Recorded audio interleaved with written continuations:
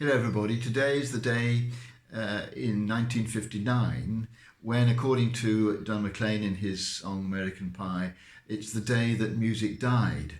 What happened was that Buddy Holly, one of the great popular singers of the mid-20th century, with two of the members of his backing group and the pilot, died in a plane crash.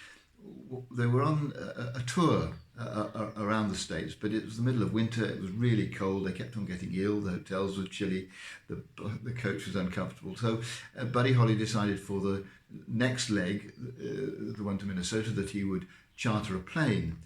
But there were only two other seats. So the other members of his band had to decide which were going to take it. Well, Ritchie Valens and Tommy Allsop tossed a coin, and Ritchie Valens won. And the other two, Wayton Jennings and J.P. Richardson, well, J.P. Richardson had flu at the time, and so Wayton Jennings gave his place to him. So Valens and Richardson and Buddy Holly and the pilot were on the plane when it crashed, and they all died. This was very sad and a great loss, because Buddy Holly was a very popular singer. But what struck me particularly was the pure chance that led to two of his backing group dying and the other two surviving. I'm sure they suffered from what has come to be known as survivor's guilt, that sense that people have that they shouldn't be alive, that someone who had died should be alive instead.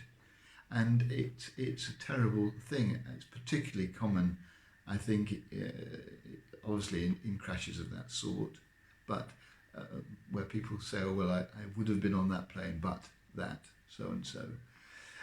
But also, of course, if you lose a child, there is this desperate feeling that really that's out of the way of things, that the parent should die before the child. And if you're going through that experience, it is awful, and there's very little one can say about how to deal with it. It's just horrendous. But to look at the situation a bit more objectively and to widen it out a bit, there are two things about survivor's guilt that strike me. One is that we just don't think that the world should work like that. We want a world that has a rational basis to it, where things happen in the right order and in a fair and just way. And here's an example of it just not being like that. And the other thing is that very often along with survivor's guilt goes a sense of it being the survivor's fault. That in this case, if J.P. Richardson hadn't had flu, and if Tommy Allsop had won the toss, they would have been the ones to die. It was their fault, and I think they're blaming themselves for the loss of the people that they worked with and were fond of.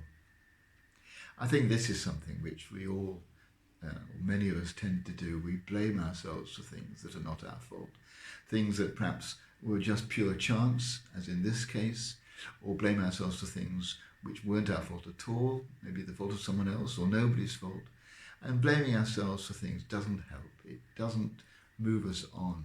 It means usually that we get stuck in regret and sadness. And we need to rid ourselves of any blame, because although something may have been our fault, blaming ourselves doesn't do any good. We need to accept what's happened and move on. And that applies to the smallest events in our lives. And of course, though, it's much, much harder